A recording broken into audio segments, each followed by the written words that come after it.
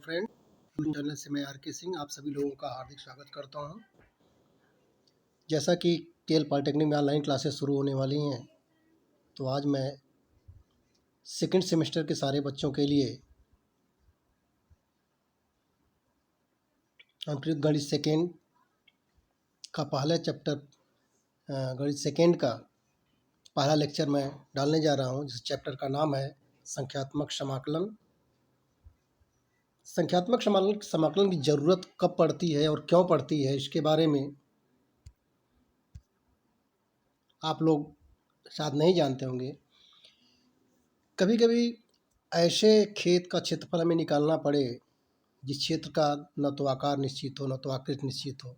हम आयत का, वर्ग का, चतुर्भुज का, घन का तो आयतन निकाल लेते हैं, लेकिन कभी कभी ऐसे टेढ़े मेढ़े खेत या नदी की चौड़ाई का क्षेत्रफल निकालना हो तो हमें सोचना पड़ता है कि आखिर में न तो इसकी लंबाई चौड़ाई में कोई समानता नहीं है, तो उसको हम कैसे निकालेंगे।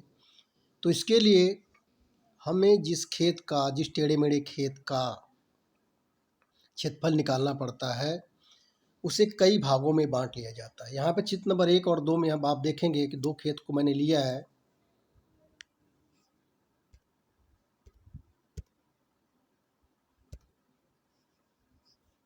एक खेत का नाम हमने इसको लिया है ये, और दूसरा ये लिया है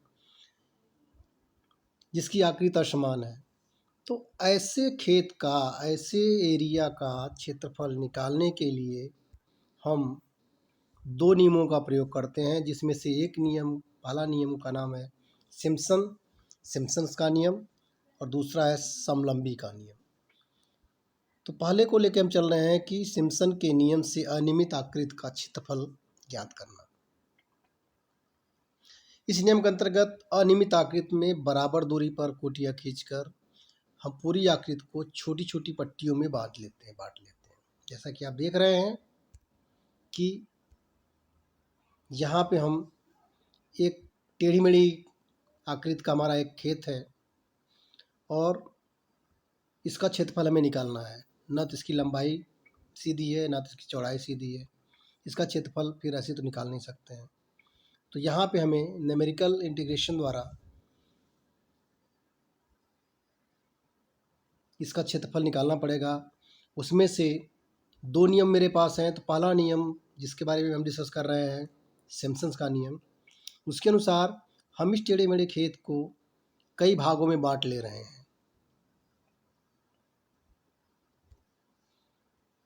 जैसा कि आप देख रहे हैं कि y1, y2, y3, y4, y5, y6, y7, y8, y9 और y10, इसको हम इस खेत को हम 10 भागों में बांट लिए हैं। और यहाँ पे हम y1, y2, y3, y4, y5, y7, y8, y9 और y10 को हम कोटियाँ कहते हैं, और हर दो कोटियों के बीच एक पट्टी बनती है जिसे उभयनिष्ठ दूरी भी कहते हैं। जैसे y1 और y2 के बीच आप देखेंगे तो हमने एक अंक की लिखा है, इसका मतलब ये एक पट्टी है। y2 y3 के बीच में हमने 2 लिखा है, इसका मतलब दूसरी पट्टी है। y3 y4 के बीच में 3 लिखा है, इसका मतलब तीसरी पट्टी है। जैसे चौथी पट्टी, 5वीं, 6वीं, 7वीं, 8वीं और 9वीं। तो यहाँ पर 1 2 3 4 5 6 7 8 और 9 जो हैं, ये पट्टियों को प्रदर्शित कर रहे हैं, तथा y1 y2 y3 y4 y5 up to y10 हमारी कोटियाँ हैं। एक चीज़ ध्यान देने वाली बात है कि जितनी कोटियाँ होंगी, पट्टियाँ उससे कम होती हैं। जैसे यहाँ पे देख रहे हैं आप कि y10 मतलब कि 10 लाइन खींची है, इसका मतलब 10 कोटियाँ हैं। लेकिन पट्टियों को अगर आप गिने तो 1 2 3 4 5 6 7 8 और 9। इसका मतलब कि पट्टियों की संख्या कोटियों की संख्या से सदैव एक कम होती है। तो हमें सिम्पसन का नियम लागू करने के लिए, सिम्पसन के नियम से क्षेत्रफल निकालने के लिए कोटियों की संख्या और पट्टियों की संख्या पता होनी चाहिए। कोटियों की संख्या की लंबाई दी रहती है, पट्टियों की संख्या हमें निकालना रहता है। तो चलिए इसी सिलसिले में हम आगे चलते हैं। सिम्पसन का 1/3 का नियम, इसमें दो नियम हैं। फर्स्ट ए है सिम्पसन का 1/3 नियम। यहाँ पे हम पहली कोटि को y1, दूसरी कोटि को y2, तीसरी कोटि को y3 ऐसे निरूपित करते हैं, तथा दो कोटियों के बीच की दूरी 1 2 3 4 5 को हम पट्टियाँ कहते हैं, जिन्हें हम डी या एच से निरूपित करते हैं। अब एच, डी या एच बराबर क्या होता है? डी या एच बराबर होता है, एच का मान निकालने के लिए हम अंतिम कोट की लंबाई का अंतराल जो होता है उसमें से पहली कोट की लंबाई के अंतराल को घटाकर पट्टियों की संख्या से भाग देते हैं, तो हमें उभयनिष्ठ दूरी डी या एच का मान पता चल जाता है। अतः एच बराबर बी माइनस ए अपान एन, जहाँ बी क्या है? अंतिम कोट की लंबाई का अंतराल, और ए क्या है? प्रथम कोट की लंबाई का अंतराल, और एन क्या है? पट्टियों की संख्या, जो कि कोटियों की संख्या से एक कम होती है। अगर कोटियाँ 10 हैं तो इसका मतलब पट्टियाँ कितनी होगी? 9। अगर कोटियाँ 8 हैं तो पट्टियों की संख्या कितनी होगी? 7। तो इस सूत्र से हम उभयनिष्ठ दूरी h का मान निकाल सकते हैं। अब सिम्पसन के सूत्र से किसी भी खेत का क्षेत्रफल निकालना हो तो उसके लिए हमारे पास एक सूत्र होता है कि क्षेत्रफल a बराबर एच अपान 3 ब्रैकेट में पहला पद धन अंतिम पद, मतलब पहले कोट की लंबाई धन अंतिम कोट की लंबाई, प्लस 2 गुणे जितने भी विषम नंबर पे कोटियों की लंबाई है उसका योग, धन 4 इंटू जितनी सम कोटियाँ हैं की लंबाई है उनका योग। दूसरे सिलसिले में हम ये कह सकते हैं कि ए बराबर h upon 3 f plus l plus 2 into o plus 4 into e. अब आप सोच रहे होंगे कि एफ क्या है, एल क्या है, ओ क्या है, ई क्या है।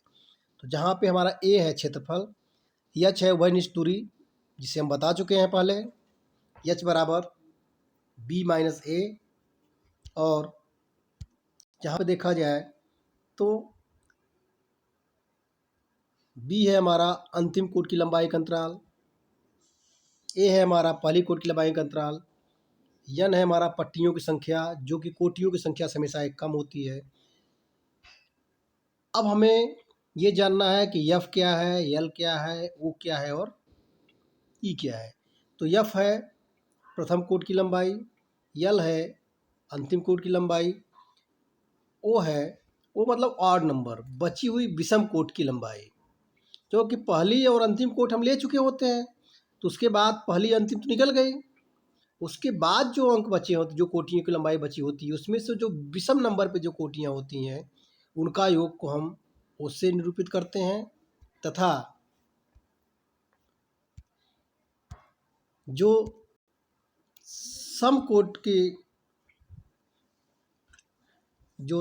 की लंबाई का योग है उसको हम कैपिटल ई से निरूपित करते हैं। यहाँ भी पहली और अंतिम कोट को छोड़ने के बाद हमें सम कोट की लंबाई का पता चलता है।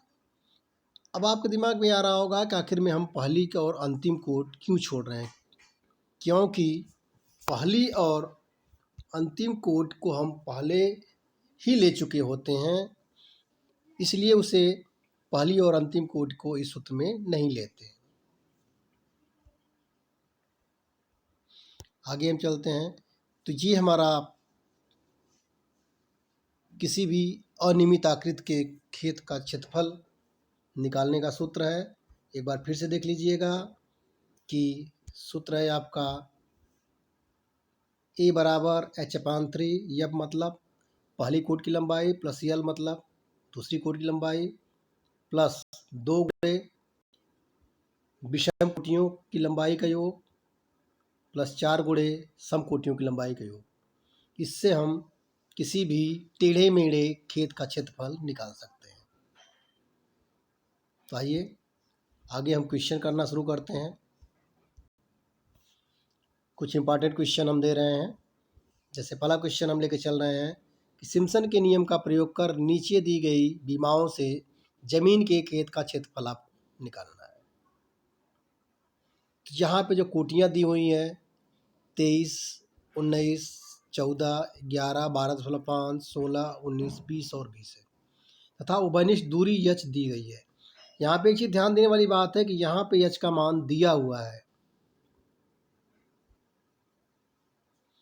तो और कोटियाँ एक बार फिर से हम लिख लेते हैं। दिया है दूरी एच 1.5 सवाल में दिया है, और कोटियाँ आपको दिया है 23, 19, 14, 11, 12, 16, 5, 16, 19, 20 और 20। तो यहाँ पर बारी बारी से 23 चूँकि पहला है तो इसको y1 19, y2 पे 19 है, y3 पे 14 है, y4 पे 11 है, y5 पे 12, 16, 5 है, y6 पे 16 है, y7 पे 19 है, y8 पे 20 है और y9 पे 20 है। अब यहाँ पर हमने y2, y4, y6 और y8 को रेड पेन से अंडरलाइन किया हुआ है। क्यों? क्योंकि 2, 4, 6, 8 हमारे सम अंक होते हैं, तो इसलिए y2, y4, y6 और y8 ये सम कोटियों की लंबाई है। और बचा क्या? y3, y5 और y7 ये विषम कोटियाँ हैं जिनकी लंबाइयाँ दी हैं। y3 पर विषम कोटि की लंबाई क्या है? 14। y5 विषम कोटि की लंबाई क्या है? 12, 16, 5। y7 पर क्या है? 19। अब आपके दिमाग में आएगा कि y1 को क्यों नहीं ले रहे हैं, क्योंकि y1 भी तो विषम है और y9 भी तो विषम है। तो हम पहले ही सूत्र में बता चुके हैं कि y1 और y9 को छोड़कर बाकी जो भी सम और विषम बच रहे हैं हम उनको कंसीडर करते हैं। अब आगे चलिए, यहाँ पे दिया हुआ था हमारा 1.5। पहली कोट की लंबाई जिसको एफ से डिनोट करते हैं क्या है? y1। y1 पे देख लिया जाए क्या है? 23। अंतिम कोट की लंबाई क्या है आपका? y9 जिसको हम डिनोट करते हैं यल से, उसका मान कितना है? 20। हमने लिख लिया। अब सम कोट की लंबाई का योग, सम कोट की लंबाई का योग इसका मतलब y2 पे 19 धन y4 पे 11 धन y6 पे कितना? 16 और धन y8 पे कितना? 20। तो हमें ई को जोड़ लिया, मतलब सम कोटियों की लंबाई का योग ई बराबर y2 plus y4 plus y6 y8। देखिए 2, 4, 6, 8 मतलब सब सम संख्या हैं। तो इसीलिए कहते हैं कि सम कोटियों की लंबाई का योग, जिसमें है कि 19 धन 11 धन 16 धन 20। तो सम कोटियों की लंबाई का वो योग ई कितना आ जा रहा है? 66। अब उसी तरह से हम विषम की लंबाई का योग ले रहे हैं। तो विषम कोटियों पर अगर हमें देखा जाए तो y3 पे 14 है, y5 पे 12, 16, 5 है, y7 में कितना है? 19 है। y9 को आप मत लीजिएगा क्योंकि y9 और y1 को छोड़कर बात हुई है इसमें, क्योंकि सूत्र में ही है। क्यों हम नहीं लेंगे पहले ये तो बताएं। इसलिए हम नहीं लेंगे कि पहला और अंतिम पद हम पहले ले चुके होते हैं, जहाँ की एफ हमारा फर्स्ट टर्म है 23 और यल हमारा लास्ट टर्म है y9 20। ठीक, तो हमें मिल गया ई का मान, मतलब सम कोटियों की लंबाई का योग ई 66 मिल गया। विषम कोटि की लंबाई का योग देखा जाए तो y3 वाले पर कितना है? 14। y5 वाले पर कितना है? 12/5 और y7 कितना है? 19। अब इन तीनों को हमने जोड़ दिया तो वो विषम कोटि की लंबाई का योग वो आ जाएगा 45.5। अब हमें क्या निकालना है? खेत का क्षेत्रफल निकालना है। इसलिए खेत का क्षेत्रफल ए बराबर कितना हो जाता है? आपको सूत्र पता है कि एच बराबर क्या है? ये बराबर क्या है? क्षेत्रफल ए बराबर h/3 ब्रैकेट में प्रथम पद first term f plus last term l plus 2 into विषम संख्याओं का योग धन 4 इंटू सम संख्याओं का योग। अब इसमें सारा मान हम रख दे रहे हैं, चूँकि यच का मान हमारा 1.5 है अपान 3, फर्स्ट टर्म मतलब एफ का मान 23 और लास्ट का मान कितना है? 20 प्लस 2 गुणे विषम संख्याओं का। तो विषम संख्याओं की लंबाई का कोट की लंबाई का योग 45.5 है, आपने रख दिया, प्लस 4 इंटू सम कोट की लंबाई का योग कितना है? 66। सारा मान हमने लिख दिया। अब आपने 1.5 को 30 डिवाइड किया तो 0.5 मिला, 23 और 20 को जोड़ा तो 43 मिला, यहाँ 2 इंटू 45.5 किया तो 91 मिला और 4 इंटू 62 किया तो 264 मिला। तो 43 प्लस 91 प्लस 264 तीनों को अगर हमने ऐड कर दिया तो 398 मिल गया। 0.5 इंटू 398 को हमने मल्टीप्लाई कर दिया, तब हमको मिल गया क्षेत्रफल ए बराबर 199। यहाँ पर हमने डाल दिया वर्ग इकाई। जैसा कि आप जानते हैं हमने वर्ग इकाई क्यों लिखा? क्योंकि यहाँ पे ना तो मीटर में दिया है ना तो सेंटीमीटर दिया है, और क्षेत्रफल का मात्रक हमेशा वर्ग होता है। अगर मीटर में होता है तो वर्ग मीटर लिखते हो आप, सेंटीमीटर में होता है तो वर्ग सेंटीमीटर लिखते हो। तो इसी तरह से यहाँ पे चूँकि इसकी कोई यूनिट नहीं दी गई है, तो इसलिए यहाँ पे क्षेत्रफल ए बराबर आ जाएगा 199 वर्ग इकाई या 199 वर्ग मात्रक। तो पहला क्वेश्चन कंप्लीट हुआ। दूसरा क्वेश्चन हम लेके चलते हैं। ये बहुत इंपॉर्टेंट क्वेश्चन है, जो कि 2004 और 2014 में पूछा गया है कि एक 80 डेसीमीटर चौड़ी नदी है, किनारे से 1 डेसीमीटर की दूरी पर नापी गई गहराई डी निम्न सारणी में दी गई है। तो यहाँ पे यक्स आपका दिया हुआ है 0, 10, 20, 30, 40, 50, 60, 70, 80। एक चीज़ ध्यान रखिएगा कि जो कॉलम बना हुआ है, जो साड़ी बनी हुई है, जो यक्स डिनोट करेगा, तो ऊपर वाली लाइन में 0, 10, 20, 30, 40, 50, 60, 70, 80 हर सवाल में जो ऊपर वाली जो यक्स का मान होगा, वहाँ से सिर्फ हमें एच का मान निकालना है। वहाँ से सिर्फ हमें ए और बी का मान पता करना है, क्योंकि और उसका हमारे इस सवाल में कोई यूज नहीं होगा। और नीचे जो दी गया है 0, 4, 7, 9, 12, 15, 14, 8 और 3, तो सिम्पसन के नियम से हमें इस नदी के अनुप्रस्थ काट का क्षेत्रफल निकालना है। तो चलिए करते हैं। दिया हुआ है, आपने सवाल को लिख लिया, क्या दिया था, आप यक्स दिया हुआ था 0, 10, 20, 30, 40, 50, 60, 70 और 80।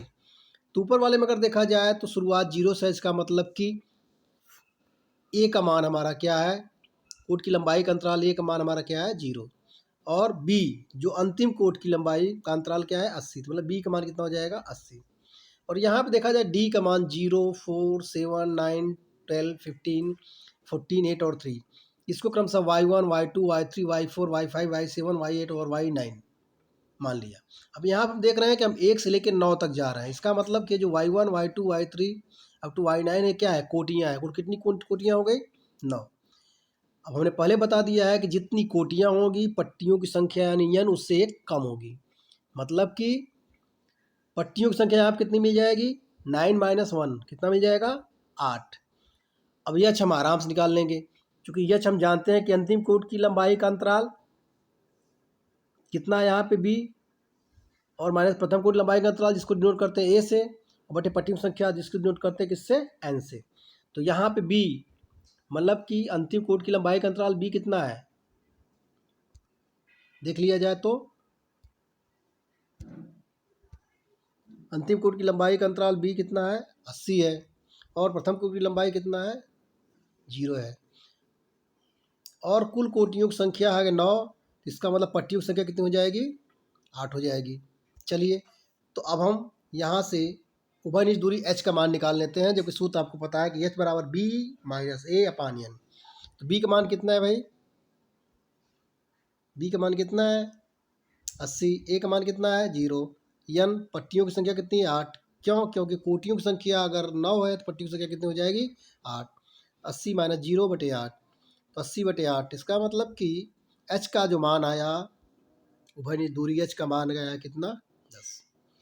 अब सवाल में आगे चलते हैं कि पहली कोट मतलब फर्स्ट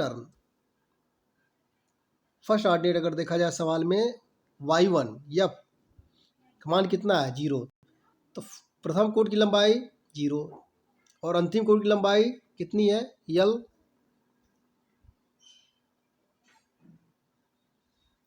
थ्री।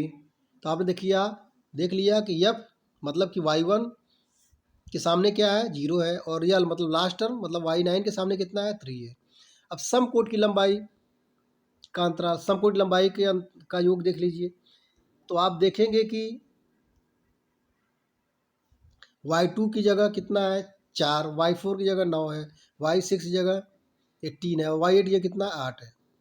अब आप चारों को जोड़ दीजिए, तो चारों को अगर हम जोड़ रहे हैं तो सम कोट की लंबाई का जो योग आ रहा है 36 आ जा रहा है। इसी तरह से विषम कोट की लंबाई का योग देखें, विषम कोट की लंबाई, विषम कौन कौन से अंक है इसमें, y3, y5 और y7 है। अतः विषम कोट की लंबाई का योग कितना हो जाएगा, y3 क्या है 7 है, y5 कितना है 12 है, y7 कितना है 14 है। तो विषम कोट की लंबाई का जो योग होगा कितना हो जाएगा 33। अब हमें पता चल गया h का मान, हमें पता चल गया b का मान, हमें पता चल गया a का मान, उससे हमने निकाला एच का मान। हमें पहली कोट की लंबाई का मान पता चल गया, 0 है। अंतिम कोट की लंबाई कितनी है, 3 है। सम कोट की लंबाई को कितना मिल गया, 36। विषम की लंबाई कितना मिल गया, 33। तो नदी का क्षेत्रफल क्या होता है, जिसको हम ए से डिनोट करते हैं, तो ए बराबर H/3 first term plus last term plus 2 into विषम कोट की लंबाई प्लस 4 इंटू सम कोट की लंबाई। अब सारे मान उठा के इसमें रख दिया जाए तो देखेंगे H हमारा 10 आया है, तो 10/3 प्लस पहला टर्म कितना है, 0। अंतिम टर्म कितना है, 3 धन 2 गुणे विषम कोट की लंबाई जो कितना आया है, 33। और सम कोट की लंबाई जो कितना आया है, 4 गुणे 36। तो यहाँ पर हो गया 10/3, 3 धन 66 धन 144। इसका मतलब 10 बटे इसको जोड़ेंगे 213 आएगा। और इसको जब हम सॉल्व करेंगे तो ए का मान आ जाएगा 710 वर्ग डेसीमीटर। तीसरे से हमारे दूसरा सवाल कंप्लीट हो गया। आज के लिए बस इतना ही। जय हिंद, जय भारत।